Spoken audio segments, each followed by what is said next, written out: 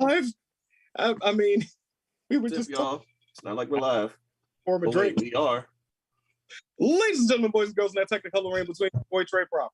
I don't even have my mic hooked up. Boy, Weekend Herb. And it's always ready, on time, completely professional. Your boy, Mr. Petty. He just finished Character of the Week 20 minutes ago, yo.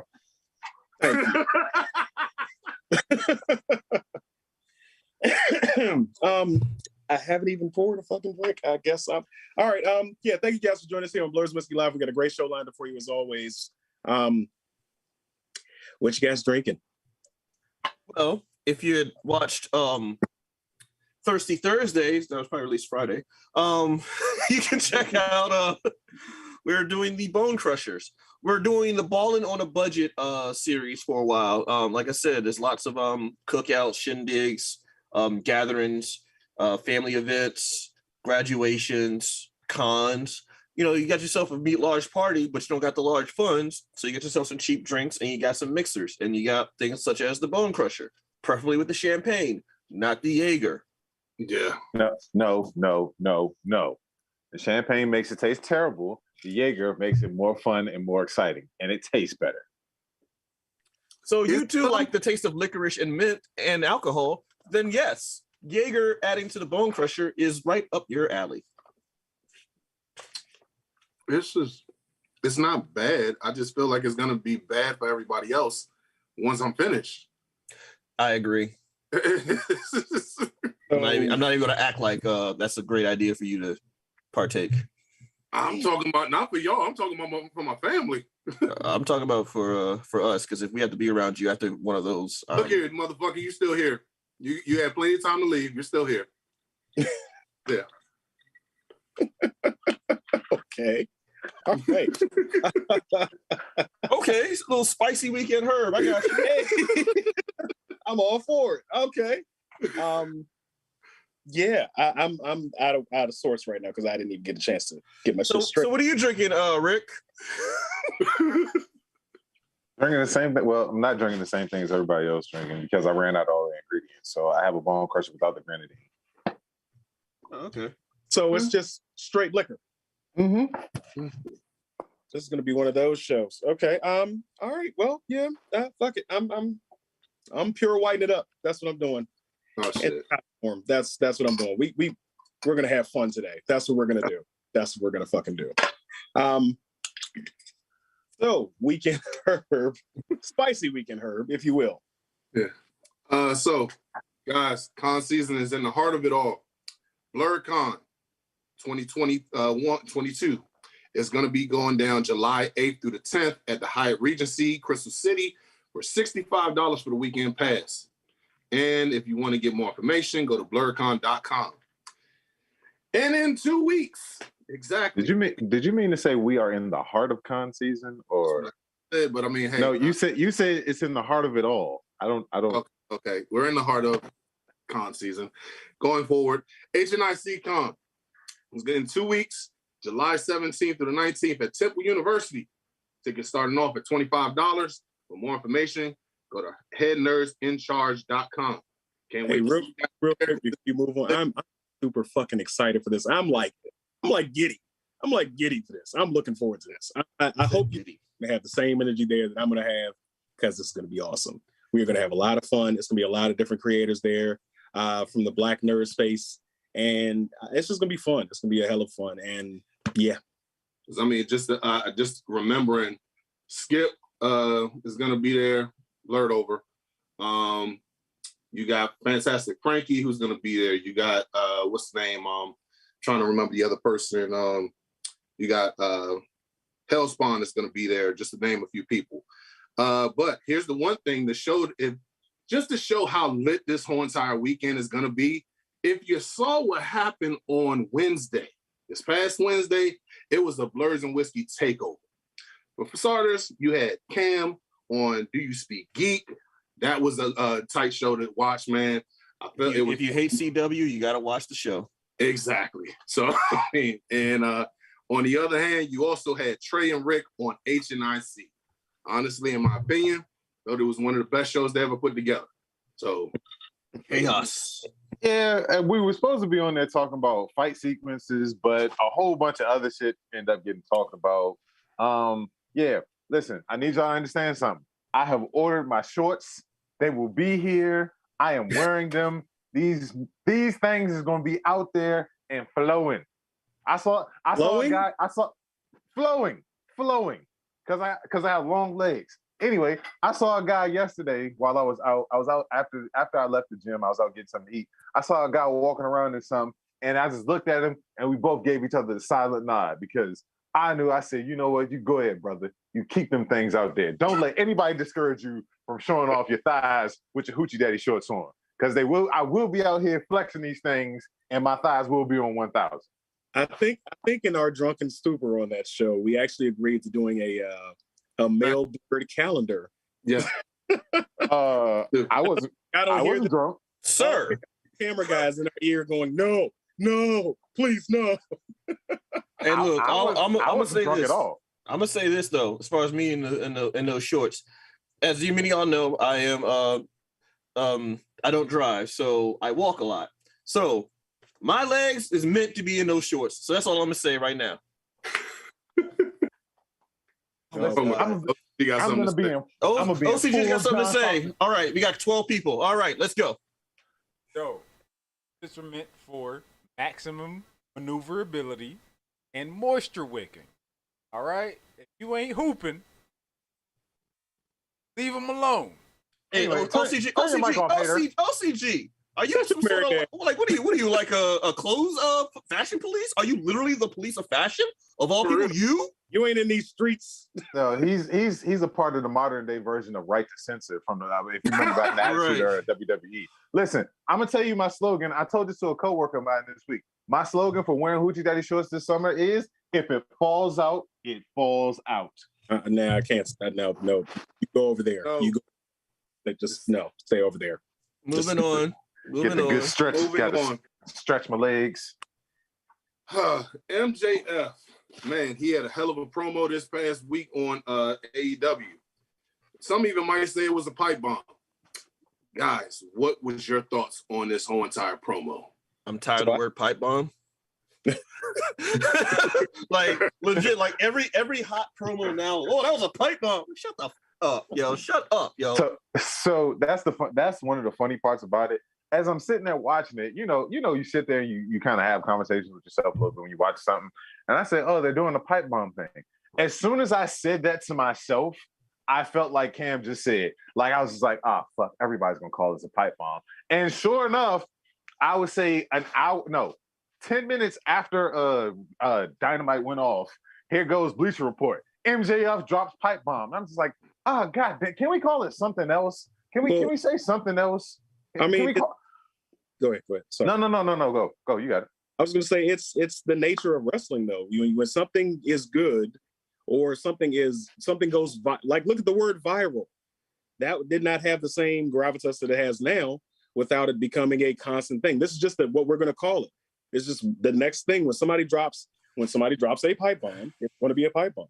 So, but the only reason why I don't like the word pipe bomb is because the very first time when it happened, it was a significant cultural phenomenon of something that happened. But they've been great promos in the history of wrestling since anyone had a microphone. There's always been memorable and great promos. So great promos will continue from this point on still. Like, there's going to be someone who says something that's going to be a ooh, a wow, or a memorable thing. But from this point on, instead of just being like, wow, that was a great promo, they got to say, yo, that was a pipe bomb. Like, bro, all he said was, fuck Tony Khan. Like, that's not a pipe bomb. Pretty much, yeah. And I mean, and the thing about it is this is kind of like a re-engineering of the whole CM Punk leaving angle.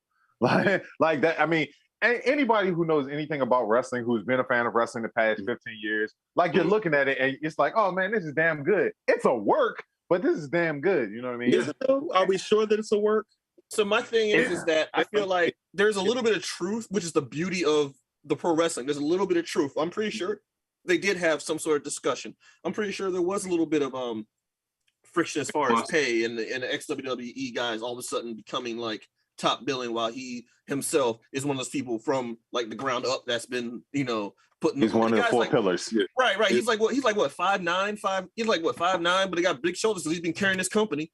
But nah, like he but it's like, yeah, there's a little bit of truth there. And I know MJF. Well, I don't know MJF, but you know what I mean. Like he sees, ooh, I could use this and blur the lines of reality. Like this whole dissension or him saying stuff has been seeds planted for like months. He's just been saying stuff like, oh, like that's how he does. He's always 24/7 in character. He don't believe in kayfabe. Like the only people, I don't even know who really knows him. Even his parents are in it. Well, that's the thing. I mean, like the thing about it is when there's even a thought of a camera being around or a microphone being around, he's in character. But this is. I would say this is going to be this is what you call a work shoot. You know what I mean? Like there is some honesty, there's some integrity there, but at the whole time they're working the shit out of everybody. You know what I mean? Because there are reports that people in the back who know it's a work are still getting pissed off at it because of some of the things that are being said. So I mean, it's pretty good. And then the added thing of once the cameras went off of CM Punk kind of like chasing MJF out through the crowd. You know what I mean? That just adds a whole nother layer to it. I think when Punk comes back, I hope that MJF takes the belt off of him because that's just the way that it goes. Also, by the way, then he give it up because they had an injury. I was going to allude to that. Go so ahead. Also, the reason why I say when CM Punk comes back is because also on Friday night on was it that Rampage or Dynamite? I don't know. I get Rampage. CM Punk announced that he needs to have surgery, and there will be an interim AEW heavyweight champion. So yeah, so Punk has to go away for a while in the midst of him about to have what was looking to be a hell of a run because you had him paired with FTR, and they were possibly going to bring out those trios championships that Tony Khan has been sitting on for a fucking year or so. So, I mean, just do the fucking Freebirds rule. Don't do the trio champions. Get the fuck out of here. Why not? What do you have against the trio championship? Stupid. It's like we got too many belts. We got too many damn belts. Like just leave it alone. They have tag team, your mid-ring belt, and your top tier belt. No. Come on now. The reason why they have too many belts is because AEW is bloated with NXT and indie people. But then, so the way I feel is that if you have too many belts, there's nothing to work for. So wrestling is supposed to be entertaining. Everybody is supposed to be what? They got 5 belts. Mm-hmm. They only got 5 belts. They got the TV title for TBS. No, they got they have the TBS, which is basically the women's intercontinental. They got the women's championship. They got the TNT, which is basically the men's intercontinental. They got the men's championship, and they got the men's tag team belts. 5. But aren't they floating around TNA's titles as well? That's intrapromotional stuff. That's still TNA's title. Yeah, that's intrapromotional shit because because there is no forbidden door. Yeah. Okay. Why do you have to be sarcastic about this shit? Meanwhile, they're doing shit that people wanted to see in WWE for years, but because Vince McMahon wants to be in solitude and have, no outsiders come into my business and never get to put anybody over. Meanwhile, you're getting cross promotional matches that people actually want to see. And then it's just like, I don't want to see this shit. Just give me back regular old WWE stuff. Like it's fuck the closed border shit. Like I appreciate the actual cross promotional stuff. So what I said was too many titles. Now I'm a big enough man to say I'm mistaken if it's just for cross promotional purposes. I thought it was all being brought over into TNA, and that's something that people are aspiring for. I don't have a problem. I love the fact that they have cross promotional matches. What I'm saying is I didn't like having too many titles float around because you get into the space of eventually, but it could be me being used to WWE. We have 2 different titles. We're going to unify them. Then we're going to break them up. Then we're going to unify them. Shit like that. So that's what I don't want to see happen in AEW. Well, I mean, and they've written themselves into a corner because they haven't propped up anybody that's even seems like a feasible threat to Roman Reigns and him walking around with both belts. Exactly. Also, by the way, him about to go into a part-time schedule. Like, I mean, the belts haven't been defended in shit since WrestleMania. Yeah. So I mean, what are we doing here? Like, and then he shows up, has his cousins do his bidding, and then leave. Like there's no legitimacy to those championships. But anyway, sorry. But I'm saying that's it. But as far as the pipe bomb itself, it was jarring. I have not consistently been watching wrestling like I used to. Still have not gotten into the flow of things, even after WrestleMania. That kind of reignited things, but I haven't gotten back into the flow of every week watching every show. But I didn't see the live. I saw the pipe bomb via Twitter, and I was like, okay, what is this? And I was blown away. I was like, okay, this is really good. I don't know if it's a work shoot or if it's real. So, you know how I know it's a shoot. I mean, I'm sorry, it's a work, because Tony Khan is a very, very petty person. He is always quick to respond via Twitter to wrestlers and fans alike. He has no life. He will be in the DMs and all that kinds of stuff. All I'm saying is, if this was real, he would have been snapped back via Twitter on MJF. But since he didn't, that lets me know that it's a work. Yeah. Okay. It's a work because he actually got TV time to say what he wanted to say. Yeah. We're moving on. Doctor Strange and the Multiverse of Madness drops June 22nd. So if you haven't seen it in theaters, what the fuck took you so long? But you can see it on Disney Plus. Also, Umbrella Academy drops the same day, June 22nd, on Netflix. I know Rick's show is probably going to go ahead and reactivate his Netflix account to go and see that one, right? You might be sadly mistaken.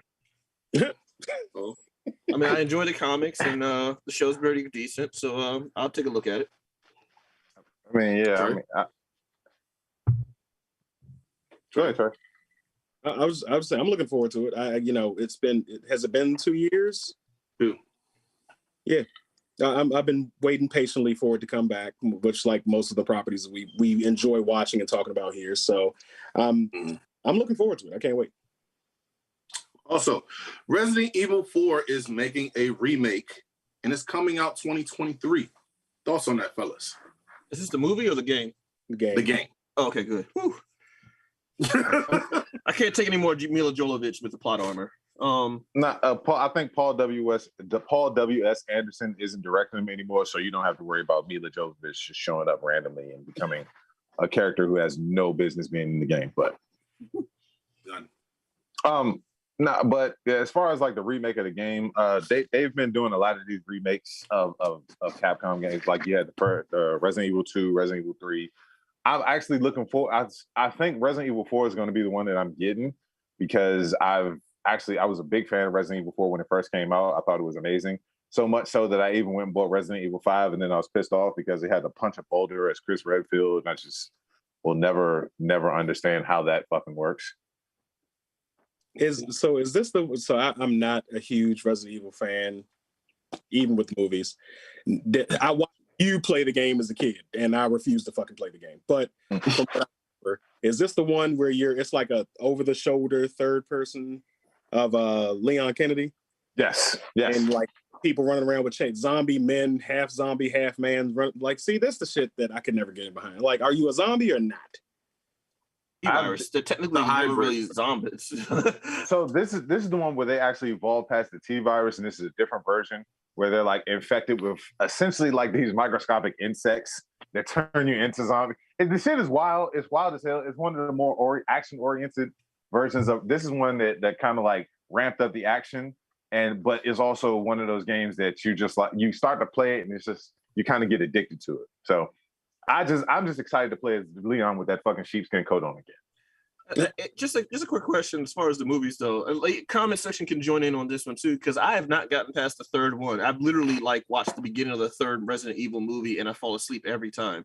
I don't know what it's about from like, aren't they up to like 5 now? I think when they ended it, they cured the zombie virus. Like 2% of the human population left alive. Yeah, I think I stopped watching at 4 when Chris and Claire Redfield showed up, and it was Wentworth Miller playing Chris Redfield, and I was like, I think I'm done with these. I don't know if I can finish these. So I never finished part 2. So. A multi-movie series you guys didn't like? What? You didn't because they didn't have any family or cars. Thoroughly? Oh, they had it didn't have family, cars, and it wasn't real. Unbelievable bullshit happening. That's what it wasn't. Listen, there was no cars. They didn't have Corona. Don't come for Fast and the Furious. You even had what's his name? from Friday with the golden guns, cracking jokes. Mike Epps. Yeah, even had him. Listen, Trey. You know what the problem is with the street fight? The street always wins. What else we got? All right, last bit, Ronan. Last announcement.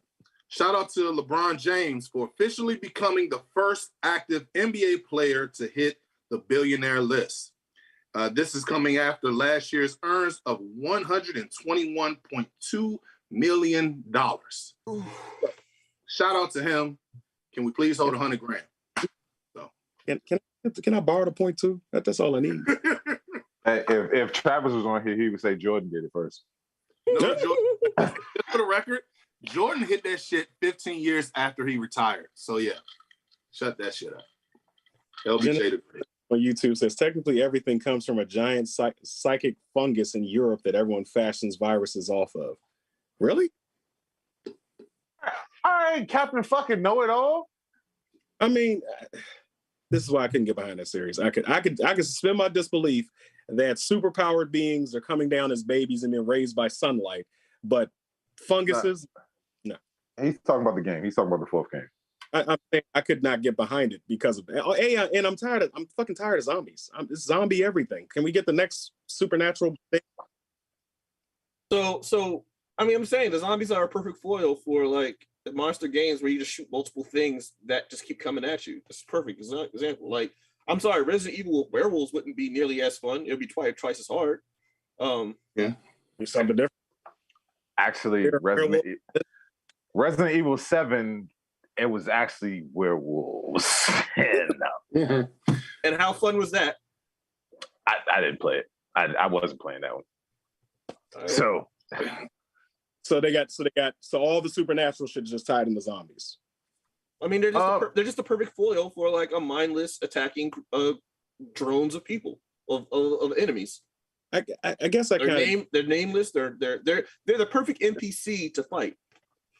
Yeah, in essence. All right, because Mike is on. Yeah, because we can't fight Nazis.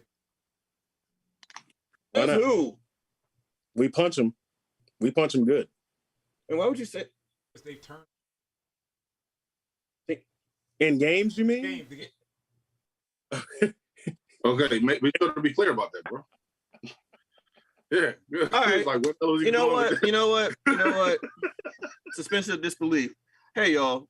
Comment section, fans, viewers.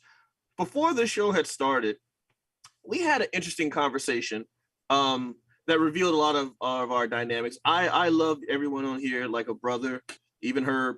I love all y'all with all my heart and soul. I trust y'all with my life, except for in this particular scenario that we discussed prior to the show. Is, if you could have any superpower, what would you do? And everybody was like, back in the day, Mr. Rickstro was his answer, I would be a Kryptonian. Nowadays, we said something like, I think I'd be more like a Viltrumite, due to the fact that, Viltrumites are like pretty much like how'd you put it, Rick, as far as their DNA goes?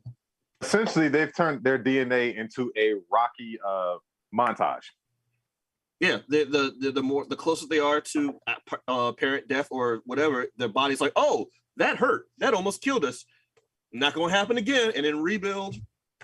Like the whole Seth Rollins slogan, rebuild, recruit, destroy, or something like that. Reclaim, rebuild, redesign, something like that. I forgot that whole fucking thing. Yeah, it was something like that. But Mr. Proper was like, man, if you ever find a way to, what'd you say, magic genie? Go ahead. So because we had this me and Rick Stroh had this conversation since we were kids, but I've always said, if somehow in real life you find yourself with a magic whisk, just make sure we're all Viltrumites. Don't wish for Kryptonian. Yeah. So, real quick, let them know who Viltrumites are. Reference. Watch the Amazon Prime series Invincible. They are the Kryptonian Super Saiyans. Yes, Kryptonian Super Saiyans. That Invincible and his father, that's the race they come. So they have pretty much all of the abilities except for like heat vision and shit like that that Superman has. So but I am of the belief that they are stronger and better of a choice than a Kryptonian. So yeah, I said, if you ever find a magic lamp, wish for all of us here on the show to be Viltrumites. To which I was like, I'm very realistic. I said, no, I'm not going to do that.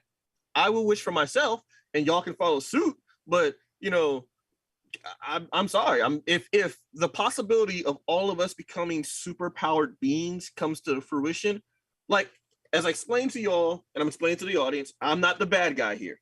All I'm saying is, we're all right now on a quote unquote even playing field. We're all human. We're all mortal. We all bleed. We all have same vulnerabilities, weaknesses, and stuff like that. Right now, we're on an even level. But let's be real. Not all of us are on an even level. So all I'm saying is, what would be the point of me wishing for everyone to be superpowered versions? Like, what's the point of being like the strongest weak guy? Like, that makes no sense. Why would I do that to myself? Y'all talk about we'll just stay on your side of the island. What's going to stop all of y'all from coming to my island or my section of the world that I have? Listen, like... No. I got it. Family. Listen, first off, it's all mutually assured destruction. If we're all super powered, we can all kill each other if they came down to it. We can all kill each other now. You said what? We can all kill each other right now. We're all have the same vulnerability. So all we're going to be is superpowered versions of what we are now. I have no advantage right now. Do you imagine all the shit that I talked to about her? Why would I give him superpowers? I'm going to say this because I actually know where you stay. I haven't done anything to you. And as much as I have every single right to do that, I seen you in person 2 weeks ago. I had a chance. I'm not doing that shit, Cam. So you're telling me if we all had superpowers and I say some shit, you wouldn't have like come to Cam, one? I haven't done it now. Because you're not superpowered. It does. You really don't. You can't fly. You really don't think that I would swing on you right now? And we're even. So dude, listen, I have every reason to, but I don't. As long as you leave my sovereign nation of New Rickland alone, everything will be fine. You leave me and my island of Australia and me and my people alone. Now I won't bother anyone. We just gonna chill. We're gonna have all our seafood. I'm gonna have my pets compete in different games. Look, I'm gonna make a football league in Australia that doesn't have a bunch of racist owners because I'm gonna oversee all of it. I'm just gonna be chilling out in Australia. You leave Australia alone, you don't have to worry about me flying somewhere and lifting up a part of a continent or a state and throwing it into the sun. Now, I will say this, Cam. One motherfucker who I will beat the shit out of, Genocide Circus. That motherfucker deserves everything I give him. So that, yeah. So you're saying with superpowers you would fight him, right? Oh fuck it, and I'll fight him. So I'm just saying with superpowers you're going to be more prone to do stuff than you would without superpowers. So all I'm saying is, if we all have superpowers, like I don't get on your nerves right now, if we have superpowers, what's going to stop you from flying over to my island? Dude, family. We all have like I'm gonna take your word for it. A superpower Viltrumite version of you. I'm gonna take your word. Your word. Come on now. No, I will be the only Viltrumite. So then we are prey to you. Yes. Fuck that. Y'all better hope y'all find a weakness. Okay. Otherwise, yo. Okay, seriously though, if I'm superpowered and I'm leading the way, would y'all not be like, all right, we're gonna go with Cam? Or are you gonna be like, nah, I'm gonna fight Cam? I'm gonna disappear and get on that One Punch Man training regimen. Yeah, it's like I of course trust and love my friends, so that's why I always include all of you in my hypothetical wish. So yeah, I'm kind of upset. Okay. Okay, Trey, be upset. I'm about to. All right, y'all. We're pulling back the curtains on our actual friendship.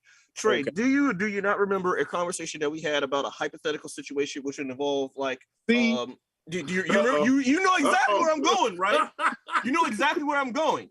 So Trey, what was your answer? And because I didn't answer your question fast enough, you're like, okay, Cam's next. You already offed me in one situation right there. That told me everything I need to know about our friendship.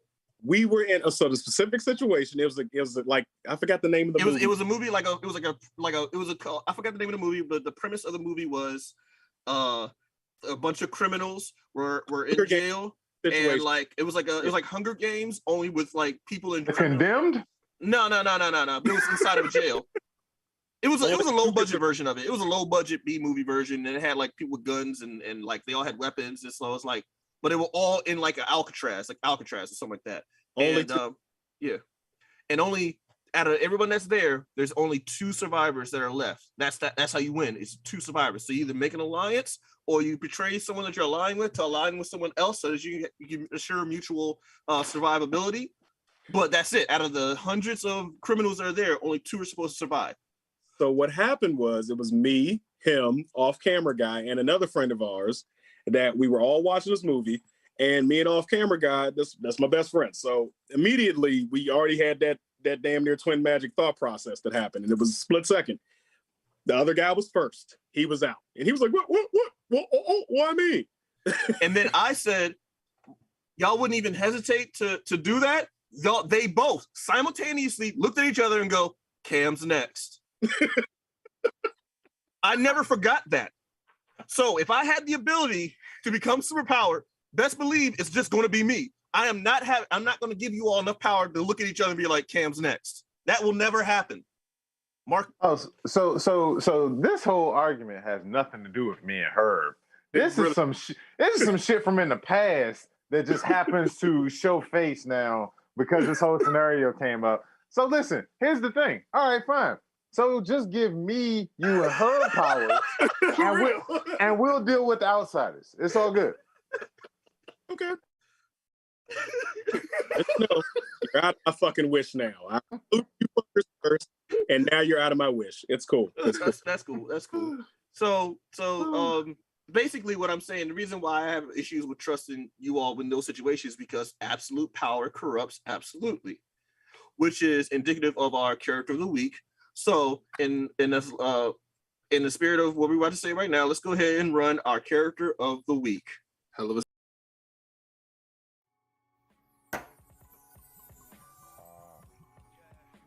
Character of the week.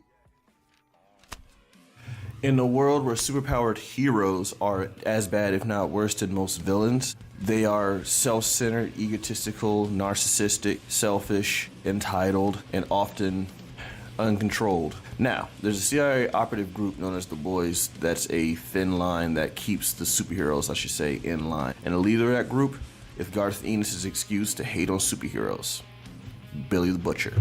Billy grew up in London's East End. There he had humble beginnings in a abusive home. That was pretty much the spark of, I guess, his issues with people of power and authority. In an attempt to probably put his anger and rage to good use, he had joined the military. That didn't do much, but he did meet his future wife there, Becky Sanders. She seemed to have some sort of calming effect on Billy and Becky.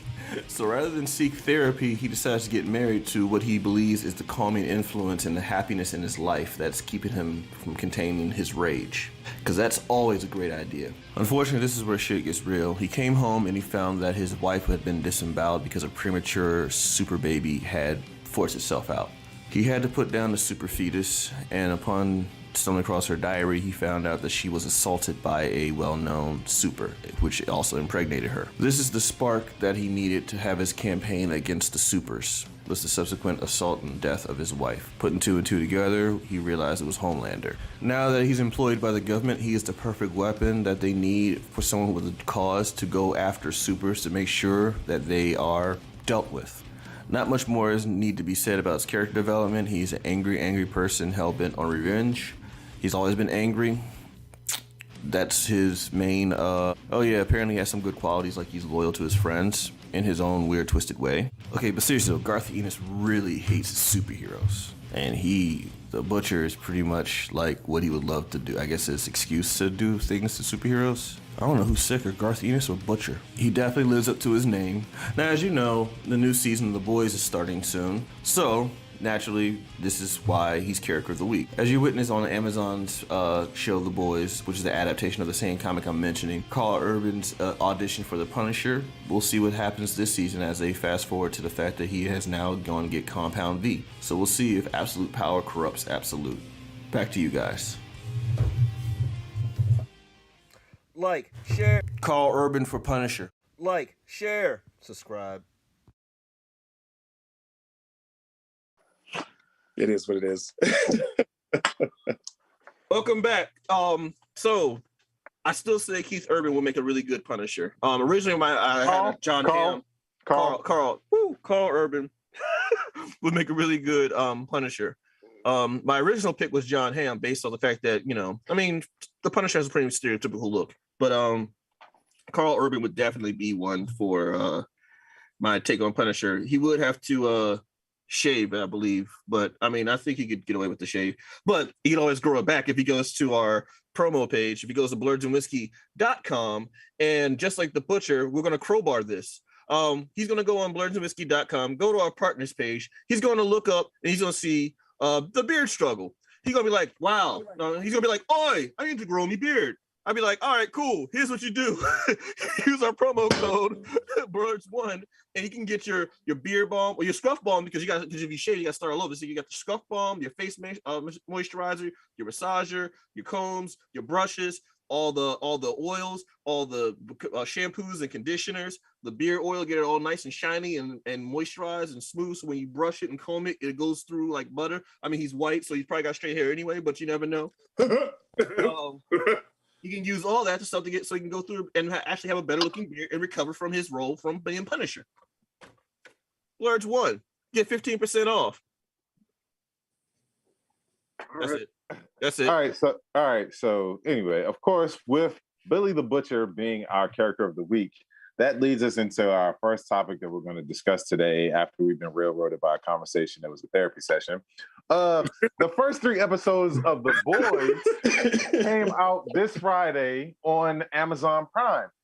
And it's so far up in seasons 1 and 2 were pretty good. They were gruesome, they were gory, they were entertaining, they were thought-provoking, they were all of those things. And then season 3 shows up, and you've seen all of this gruesome, gory stuff that's happened. If you've read the comics, you know the way The Boys plays out. You know how gruesome it can get. But episode 1 of season 3, just when you think that you've seen it all, here comes The Boys producers and writers and goes, "Hey, you guys want to see something fucked up?" No, we don't. Hold my beer. So I finished the first 3 episodes. Aside from the first 10 minutes of episode 1, season 3 has laid the groundwork for some really, really cool stuff that could possibly happen. So what did you gentlemen think of the first 3 episodes of The Boys? Mr. Proper. Yeah, that... He like, I need a drink after watching those episodes. Yes, most definitely, because that... I've heard of it because, of course, I do a kink show late at night on Sundays. But when we've talked about this particular kink, where some individuals enjoy certain things to be placed in a certain space to fruition, and I can't for the life of me understand why you would enjoy that. And you just got to watch the first 10 minutes. First 10 minutes. Oh my God. And I'm scarred for life. I don't know what, I never do that. So basically what The Boys does is like, oh, there's a fetish for this? Let's see how far we can go. Turn it up. I thought the Russian love sausage was a bit much in season 2, but no. But the thing is, I think they underestimate people when it comes to stuff like that, because I saw Popcorn and I'm still down with that shit. So like, So Herb, before you go, let me give a little bit of background as to what we're talking about, because I know some people might be lost. So on The Boy, in season 3 of The Boys, there is a character. His name is Tic Tac. He is a play on Ant-Man. Now, before Endgame came out, there was this massive push by you memers out there before Ant-Man to shrink down and to go into a certain orifice, right? on the Mad Titan Thanos. A lot of you guys thought that the meme was hilarious. You pushed it, you kept on pushing it, you created your hashtags, you created your memes, you created all that stuff, right? And Josh Brolin got in on it too. He took a picture of a selfie of himself taking a crap, flexing his ass cheeks. Anyway. Why? Anyway, so the writers of The Boys was like, you know what? I think we can put that in the show. So they had this character Tic Tac, who shrinks down, and he's making out with his lover, and his lover says, "I want you inside of me." It's just like, all right, where is this going? So then Tic Tac, excuse me, I say TikTok. Wow, Tic Tac shrinks down, and you think that he's going to go round back, and no, he isn't. He jumps right into his partner's urethra. He jumped into his urethra, and he's in there stroking the sides of the inside, stroking the walls and touch things. But then you notice he stops, and you're like, "What the hell is going on? What's wrong with him?" Wait, you forgot. You gotta say what happened prior. What he was doing before that? He was snorting. He was riding the white horse, so to speak. He was sugar. Yeah, he was doing some booger sugar. So of course, his nostrils are already a little bit affected. So he gets inside, and his lover says, "Make your way to the prostate." Just as he starts to go that way, Tic Tac sneezes. Now, what happens when you sneeze? Your body has a little violent reaction, a little bit of convulsion. He can't control his powers and expands inside of his partner's penis and explodes him completely in half. I literally had to pause the episode and sit like this. I literally sat there like this for 5 minutes. Yo, I'm not drunk enough for this episode, Carolyn. I'm sorry. That's not even us. That's the boys. The boys. Off-camera guy said he has to turn his mic on. I don't know why. His name was Termite. His name was Termite. I kept calling him Tic Tac, but doesn't matter at this point. It really doesn't, because then there was a fight scene directly after that. So it's like I'm still reeling from what I just saw, and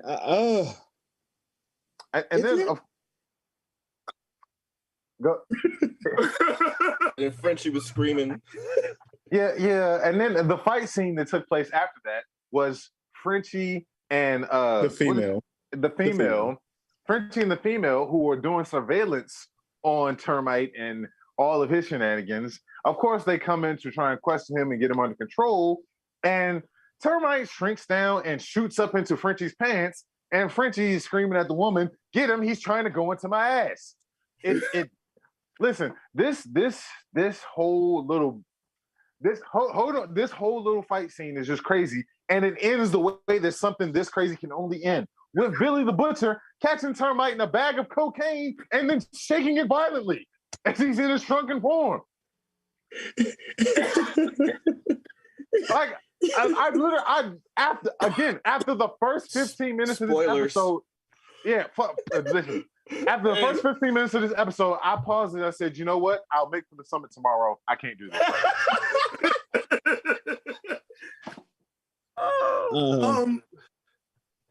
Pause for a second.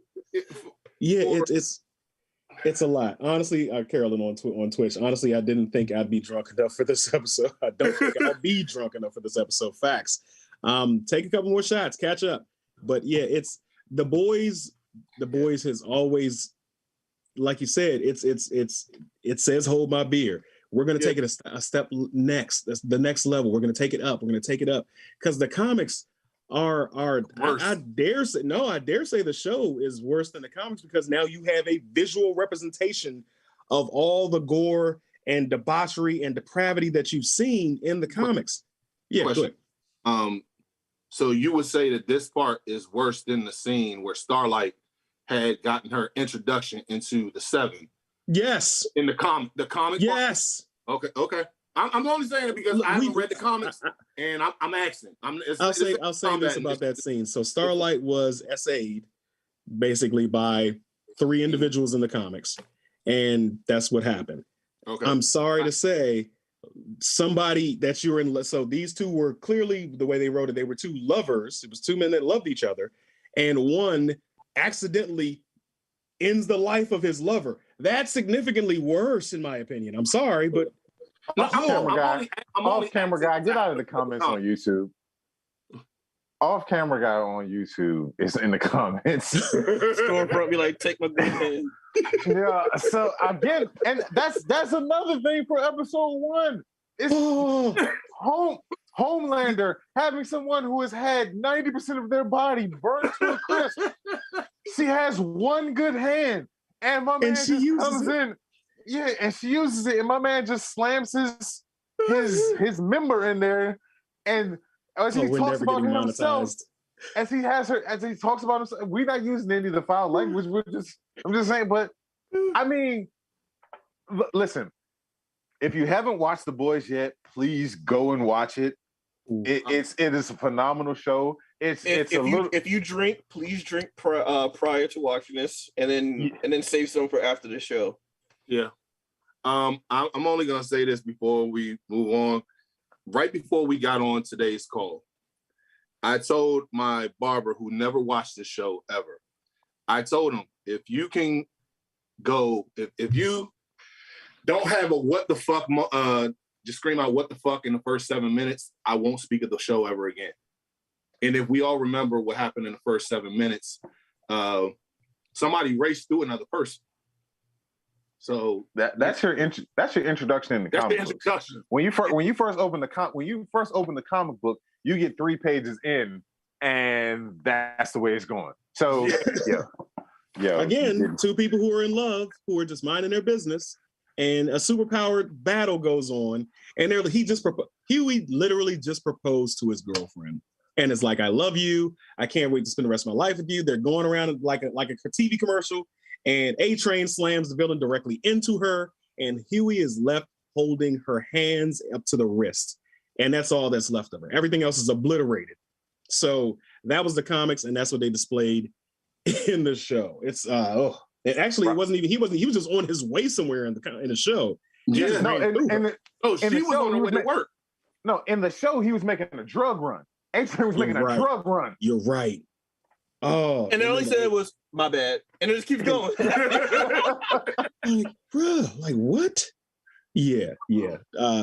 It's needless to say, the groundwork for this season is very interesting. So, like I said, it can only either go up and gets worse, or it can just like you're up here and it's just gonna just like ease you back down. But either way, you're in for a ride. Yeah. And then all I'm sorry, Trey. Go ahead.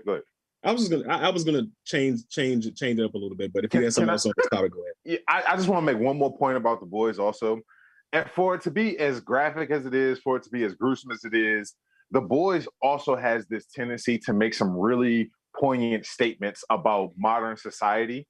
And there are some threads that are hanging right now. If you finish all 3 episodes, there are some threads that are hanging right now that are incredibly, incredibly relevant. It's almost like they're writing the show on a weekly basis for what's going on in society right now. Like there's going to be some shit this season, and it's going to be really, really good. So one of the greatest lines that I ever heard from any TV show or movie came from I know I'm going to butcher his name, John Carlos Esposito.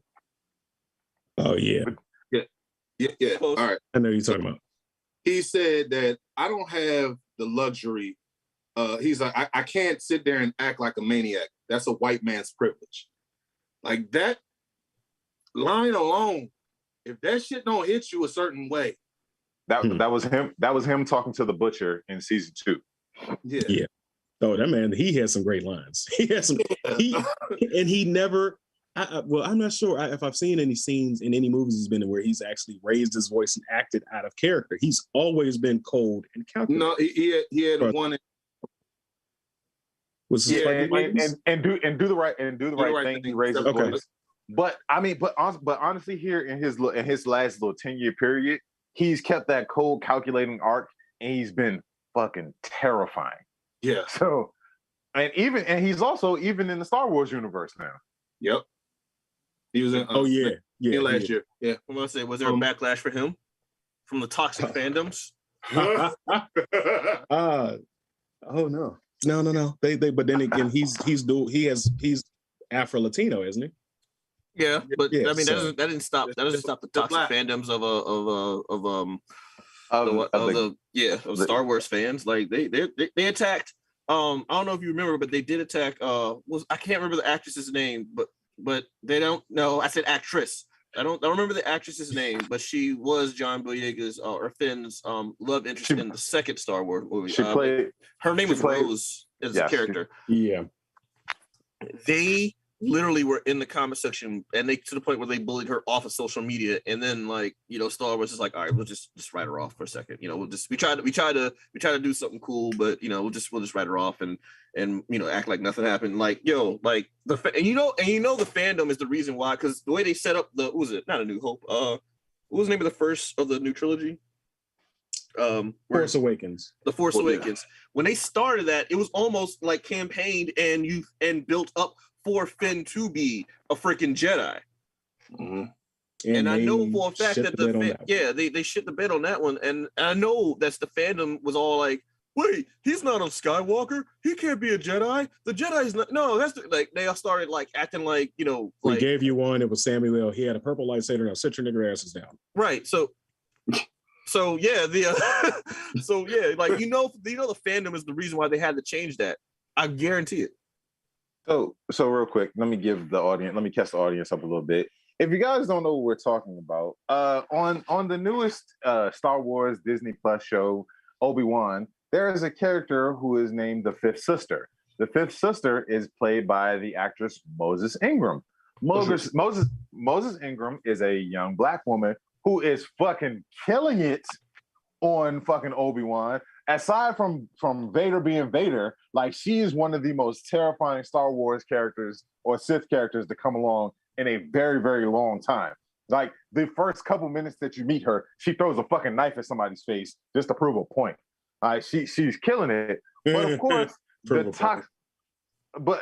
toxic ass Star Wars fans have decided that they need to go and attack her and come at her in all different types of crazy ways on social media, because you're not going to do the shit in real life, because you know that the Blerd community rides for ours and we will get at your asses. But they're once again, they're doing what they do and just being bullshit artists and just terrible people and attacking this young woman who is doing nothing more than just being a fantastic actress and killing it in a show that is surprisingly, I was a little bit shaky after episode 1, but the next 2 episodes have reeled me all the way in. And I mean, I just don't understand what the need is to try and attack people when all they're doing is enhancing something that you care about. Like, you love Star Wars so much, and this woman is giving you credence to show that the Sith are actually terrifying people. Like, you know what I mean? The dark side is something to be afraid of, and not just, you know, just whatever the fuck it is George Lucas was trying to do when he created those first movies. You know what I mean? But like, I don't understand why we have to get to this point that because someone is a different ethnicity than what you're used to, they can't be a part of something that you care about. Like, it gets fucking frustrating to me, man. It's just disappointing constantly. I don't understand how they can accept, like, Jar Jar Binks. You can accept the brown alien, you can accept the green alien, a purple alien, aliens with like dicks on their heads, but like all of a sudden here comes a Black person. Like, that doesn't make any sense. Like, so here's the thing. And I said this on HNIC on last Wednesday. If you think about it, human beings, the reason why we're melanated is because we've evolved to be adjusted to the sun. If you go out into fucking space, no matter if you are a humanoid being and biology works the same way, there'd be more of us in space than there would be your white ass. If you think about it, over time, your species on Alderaan or whatever the fuck you want to call it would have been melanated. So there'd be more Black people in Star Wars if we kept the shit the right way. So sit the fuck down and shut the fuck up, in my opinion. Like I said, as a joke, I was like, I mean, the only thing I was about to say is like, how is a Black person playing a space Nazi? But that's the only thing that I'm trying to figure out. But other than that, I'm okay with it. But all of a sudden, like, no, like, I don't know. The fandom is just, I don't know. Like, me and my roommate had this conversation, is the more toxic the fandom, like, the better the franchise, the more toxic the fandoms are for some reason. Like, the two got, like, it's almost like as great as the show is or great as a movie or product is, the fandoms are just twice as toxic. And I'm like, I don't know. What do y'all think? You think there's some credence to it? Yeah, I mean, if you look at it, and I've said this before to you guys, and whoever's holding a fucking lightsaber, if you're melanated, it's a problem for people. Doesn't matter if you're good or bad. I mean, when you look at it, I mean, except for Ahsoka. What is it? technically she's a different type of alien, but Rosario Dawson, Ahsoka. I mean, even still, I mean, you don't think that there was any backlash behind that? I mean, No, it may not she be was a voice. Man, not big, but still, it's just if you're black or have any shade of melanin on you, it's a problem to white people. So I mean, it's just like fuck what they think at this point. I hope she wins the award over this movie, over this show, because she's doing a fucking amazing job on this joint. Good, Rick Show. I just can't wait till they see who Osei Jackson Jr. is playing. Ice Cube's son is playing a long rumored Jedi Master. And yeah, it's if they mad about Moses Ingram, they're gonna be really pissed off when somebody who is essentially a Jedi legend shows up on the show. So I mean, it is what it is. Anybody else have anything to go into? Because I kind of want to talk about the show a little bit because I got some. I was actually going to ask you about that because I mean, as far as the show, I've only watched episode 1 so far. I've been a little busy, but so I've had trepidation about watching it because I'm tired of the whole Skywalker storyline and everything going on. But I can tell by my cousin's enthusiasm, it must have gotten really good. So lay it on us. Listen, I'm going to say this: if you've seen Rogue One and you saw the last minute and 30 seconds of Rogue One, you knew that Vader ain't to be fucked with. Well, the writers of Obi-Wan said, let's take that and let's just raise it up just a little bit more, right? So in the episode, Obi-Wan and young Leia are trying to escape, whatever. And of course they get tracked down. Well, as I forget the name of the planet. Forgive me. I'm sorry. I didn't write it down. I got a little bit too excited. But Alderaan? They're on this. No, it's not Alderaan. It's a whole different planet. This is a different other. Mm-hmm. So they get to this planet, and then they happen to meet this guy who is just the worst. Who's talking about he loves the Empire and everybody needs a little bit of order. He's essentially he's an alien version of a MAGA person, and it's just fucking ridiculous. But he gets what he deserves.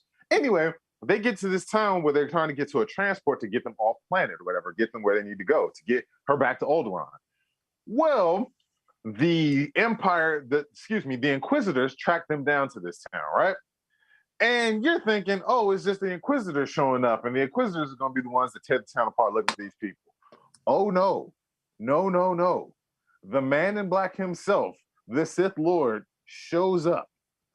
And when I tell you this is Vader at his most loathsome and his just most terroristic, at one point, Vader starts walking through the town trying to sense Obi-Wan. He drags a man out of his house and is force choking him in the sky. The man's son runs out screaming, "Please don't hurt my dad." Vader snaps the boy's neck. Yeah, like just keeps it moving, tosses the dad down as he's choked him down. There's a woman who is sitting there screaming in terror as he's walking past. This motherfucker force grabs her and drags her down the street by her neck, all to get Obi-Wan to come out and face him. This is one of the most. This is one, like, again. So instead of Omar's coming, it's Vader's coming, huh? Nigga. Listen, come out and play. The end of Rogue One was a terrifying display of Vader's power. This shows you why he's one of the most loathsome bad guys in the history of cinema. Like, this shit took it to the whole next level. I was sitting there looking at it, I was like, oh, so we on the warpath for real. oh, you dark side. Okay. Right. He's Vader at this point. Like, this motherfucker is out. Yeah. Vader time. Okay. And then, I didn't even get to what he does to Obi-Wan because I want y'all to see that. Like, you got to see. He finds him? Oh, wait, whoa. Dude. He finds him? He finds Obi-Wan? Finds him and then starts playing with his food the way a cat does with a little mouse. Right, stop. I don't want no, because that So Trey, I also want to throw this out there too, because I've only seen part of this. Keep in mind, he still doesn't know who Vader really is yet. Okay, I'm back in. I'm back in. I forgot about that. Because I was telling people like, yo, there's something You're about right. Okay. I need y'all to watch episode 3. Okay, I'm going to watch it. So I'm surprised as we close out the show. I'm surprised you guys didn't make the easy connection. I'm actually surprised Genocide Circus didn't do it in a commercial. But Sung Kang is the 5th brother. So you're telling me this is where he's been the whole time when he was lost in Tokyo? You guys make that fucking connection? He said that last week. I said that last time. Did you? Yeah. Yes, I said. We had a whole thing. I'm waiting for him to chase somebody so he could drift, so we could talk about this on an episode.